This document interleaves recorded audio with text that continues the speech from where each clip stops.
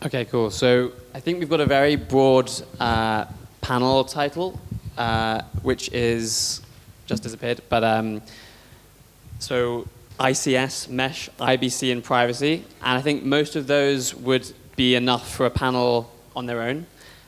So we're going to try to maybe narrow the conversation a little bit.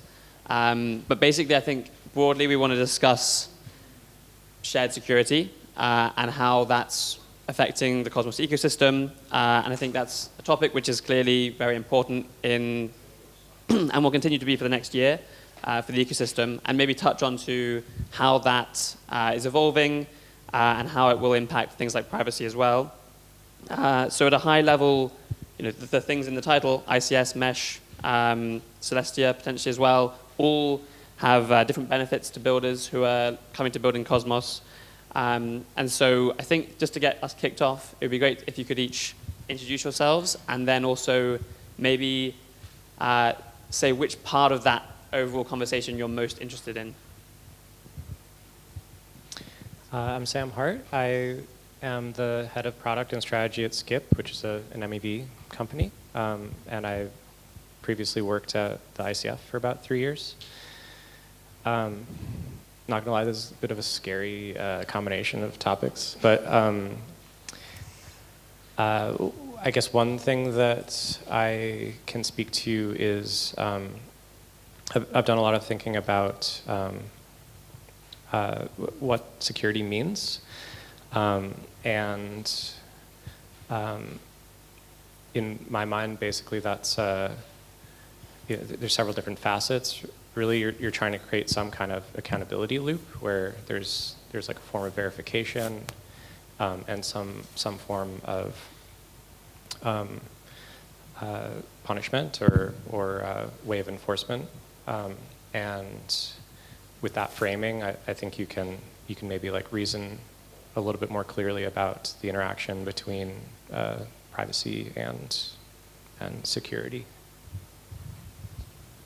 Hi, I'm Gabriel. I'm a researcher at Celestia and team lead of Rollkit. I'm excited about shared security in the sense that roll-ups that are built on top of Celestia can use Celestia as a shared security layer. And it's interesting how by separating the stack into modular components, the things mentioned here, like interchain security and mesh security, can interconnect and use components of the modular stack to increase the validation. For example, let's say we use mesh security and they want to have objective fault to validate us that there was an invalid state transition function. We at Rollkit are developing fraud proofs for the Cosmos SDK. So mesh security could use those fraud proofs to prove to each other that, hey, this validator was lying, and slash them accordingly. So there's a lot of interoperability here. So it's very exciting to see that space.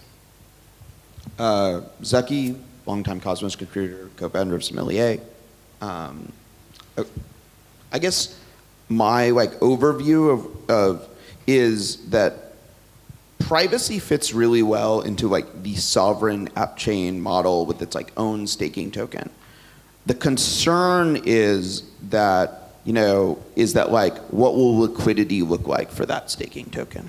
And a lot of the so there's Namada is launching soon from the Anoma team. And it's like a privacy pool for the entire Cosmos ecosystem. But it doesn't really have any robust, let's say, native value accrual mechanism. And so, you could end up in sort of the situation where, Namada is securing a very large amount of value in the IBC and wider ecosystem for a privacy point of view. But the chain itself has very little economic security. So, it would be ideal to be able to use privacy together with, a shared security mechanism to make it easier to deploy privacy-related primitives.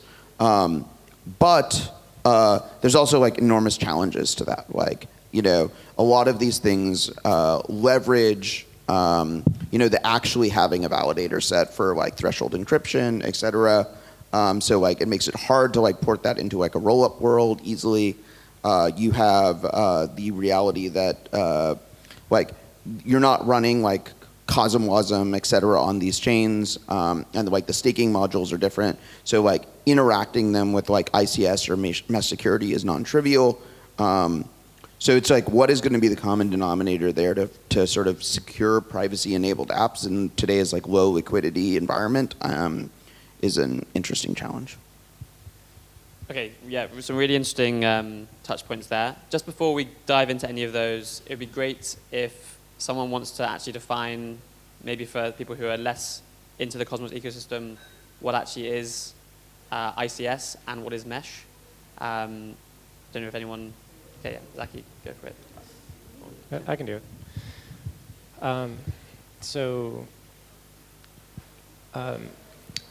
ICS, Interchain Security, is a product that is deployed to the Cosmos Hub right now, primarily developed by Informal Systems. And mesh security is a kind of variant or a different take on a similar concept that is primarily being advocated by the Osmosis team and has a kind of collaborative group that's working on it. They're very similar. They are both forms of staking. So in the Cosmos Hub case, the Atom token is kind of reused or leveraged in order to stake on a secondary chain. And in the mesh case, there's kind of a bilateral or multilateral relationship between chains where both tokens are used to secure both chains. And there are some slight differences in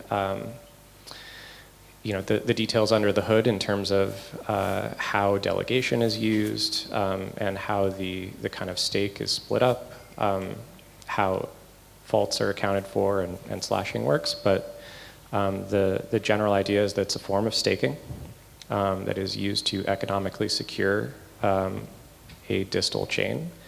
And really it's the main distinction is this like this kind of parent to child versus multilateral relationship. Awesome. So I think maybe it'd be interesting to start back on the topic Zaki raised of actually if you want to launch, for example, a privacy preserving application, whether that's a private stablecoin or a mixer or something else, one of the issues you actually might face is that it's difficult to get enough security for your chain because you have low liquidity on maybe the staking asset, or maybe validators don't even want to run purely that chain because it exposes them to regulatory risk or anything else. So I think it's going to be particularly important for privacy-focused applications to look at these alternative security models. For each of you, what do you think will be some of the most what would be the most interesting model for privacy-preserving applications? And for example, with ICS, would current validators on the hub be willing to run these privacy chains in all cases, and how do you think that will play out? Starting, yeah, maybe Zaki. Sure. I think all of these things represent big challenges and areas of uncertainty for the adoption of privacy in Cosmos. Is just that is probably the most straightforward way of looking at it. I think one of the questions would be is what's, I think one of the things that will be there is essentially what API do people have to implement in their privacy enabled application in order to even potentially opt into one of these systems. So the consumer chain, which is sort of the child chain of and the security side, which is where a privacy preserving app that let's say wanted to use the Atom validator set would sort of live is probably a pretty simple API to implement on the whole. It's probably like much simpler than, let's say, a staking module to implement. So maybe we'll see, it's a lot, like that might be like an initial low-hanging fruit, but then it runs into the political uncertainty problem, which is like the political uncertainty problem is like will the Cosmos Hub vote for these things? Will big institutional stakers like Coinbase and Binance vote against it for regulatory reasons? And I don't think there's a single way to know until someone tries. Interesting, yeah. One of the ways you could circumvent that if you don't need, for example, threshold encryption from the validator set, is to try to build your application as a rollup. Because Celestia decouples data availability, consensus, and execution, you can focus on the application layer. So now new privacy applications have to bootstrap their own validator set and create, it's an overhead that hinders people to develop new applications and iterate and maybe go through governance proposals. And one of the other ways you could do it is focus on the application instead and build a rollup that is focused on privacy enabled through ABCI and like IBC and delegate data availability and consensus to a data availability layer like Celestia. Did you want to add anything or?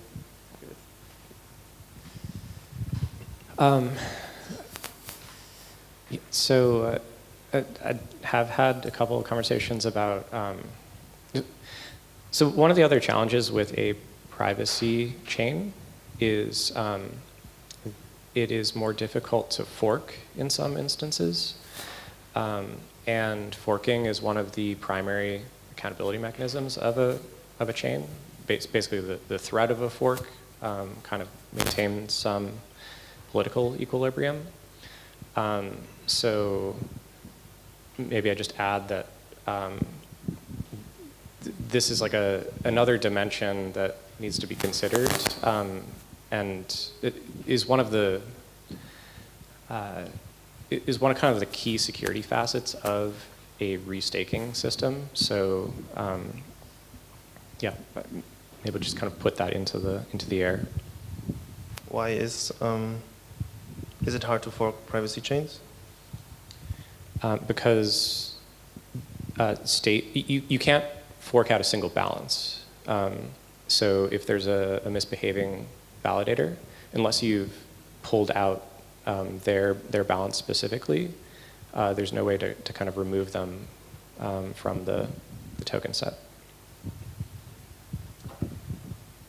Yeah, essentially like edited balances. Like so like the notion of forking is like to a certain extent like there's this political threat that exists in transparent Cosmos chains, which is like the Prop 16 Juno threat, which is like if social consensus moves against you with a sufficient amount of vigor, there's like you might end up on a sort of non-minority fork that doesn't, or minority fork that doesn't, and like the majority fork won't have your balance. But in a privacy-preserving world, there's no possibility of doing like Prop 16, right? Like you can't, like balances are all private, they're all hidden, no one knows, no one would be able to like easily to edit the state to remove. So on one hand, you get like stronger property rights from privacy, which is like I think a good thing, but like it definitely changes the like social equilibrium. Cool. So it seems like we're in some sense waiting to see with some of these models, and see them tested. We have seen Neutron now go live as the first sort of ICS chain using ICS.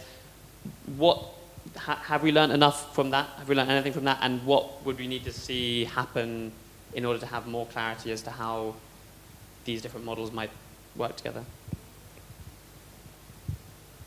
Some of the, I mean, it seems that like some of the concerns about, at least in the short run, about validators not running the Neutron chain that was like the biggest uncertainty with ICS was, right, would especially like sort of like the low, like there were two categories of validators who expressed a lot of, where there was concern was one, it's like the low engagement exchange validators, were they going to run the neutron chain?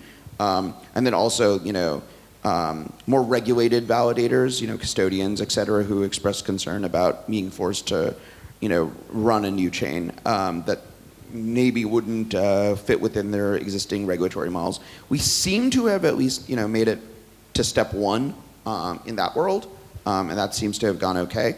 And I think there's going to be a lot of uncertainty about this for quite some time. And like a privacy-enabled chain that gets through governance, I think will continue to ask novel questions.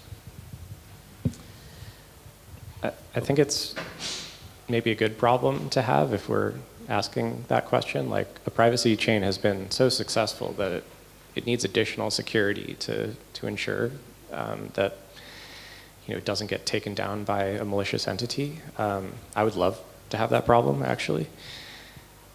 Yeah. I think one of the other things that hasn't come up as much is like all of the we act as if like mesh, rollups, and ICS are like defined points, whereas what the actual reality is, we're going to see a lot more. There's a lot of possibility for recombinations. So like the existence of a fraud proof or a validity proof, it makes it a lot easier to, for instance, have like subsets of validator sets run a chain rather than having the entire validator set. So you could end up especially in a world where you have sort of roll-up friendly privacy a la what Aztec is building. Like that kind of a system could be used to do a system that was like a subset of the hub validators run instead of all, because it's like fraud provable state. But you'd still get a validator set and be able to do threshold encryption. All of these things can be recombined in new and interesting ways. They're not like discrete points that are like exclusive. Yeah, and maybe it's worth at this point like teasing out, I guess, how I think about like a roll-up model versus interchain security or mesh security model. Like basically roll-ups put a lot of emphasis on the verification aspect of security. ZK roll-ups, you can prove that the state transition happened. And mesh security, interchain security put a lot of emphasis on enforcement. So if something happens, we can punish misbehavior. So there's actually a high degree of complementarity between these things. The fraud, an optimistic rollup is kind of a hybrid between these because there's an economic bounty in order to ensure verification.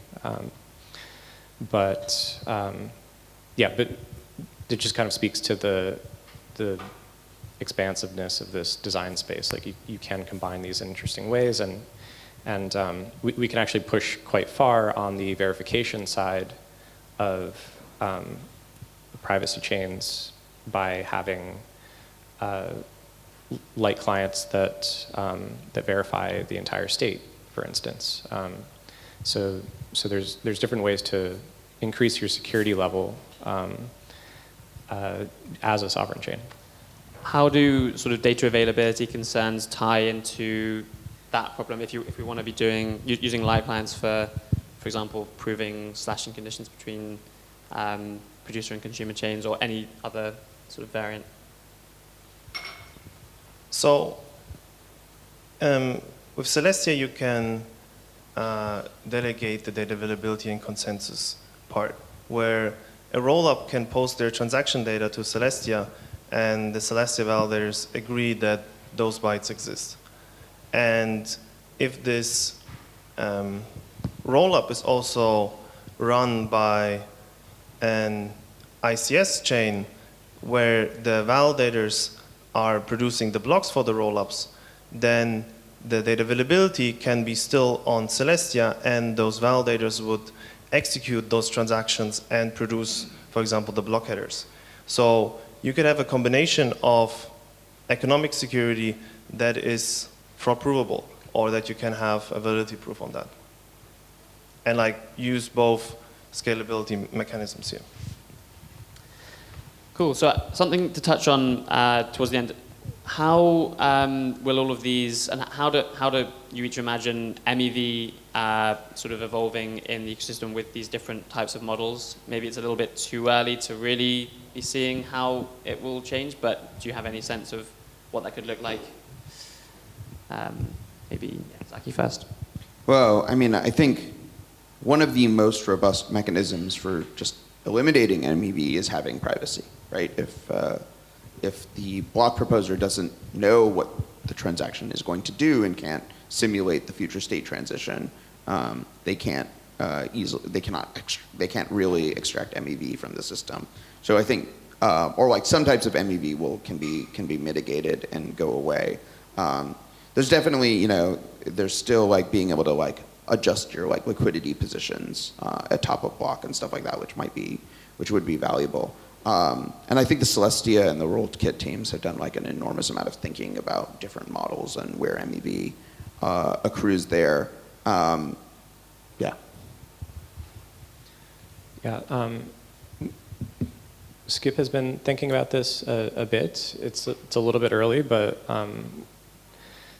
as Zaki was saying, if you are hiding order flow, then there is less opportunity for economic leakage in those transactions. On the other hand, typically the decision to hide order flow has some trade-offs. You're going to be batching or introducing noise into the system. So just a set of trade-offs there.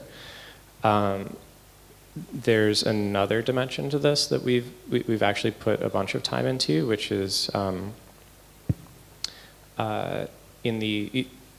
you very likely want privacy at specific points in the supply chain, really for accountability reasons. So, for instance, it would be helpful if validators are unaware of the incoming transactions at the moment that they receive a block, so they have no incentive to withhold that block and try to extract value in that way. So that can help with the kind of system robustness.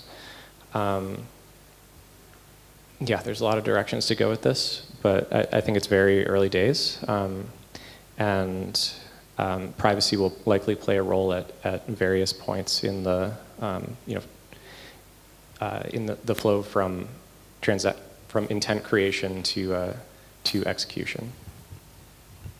Yeah, and one of the nice things about building this ecosystem in like a plug-and-play way, where one entity can focus on one thing and people can delegate that as a service, is also if you start looking into, for example, shared sequencers, where a roll-up will be able to delegate transaction ordering to a shared sequencer.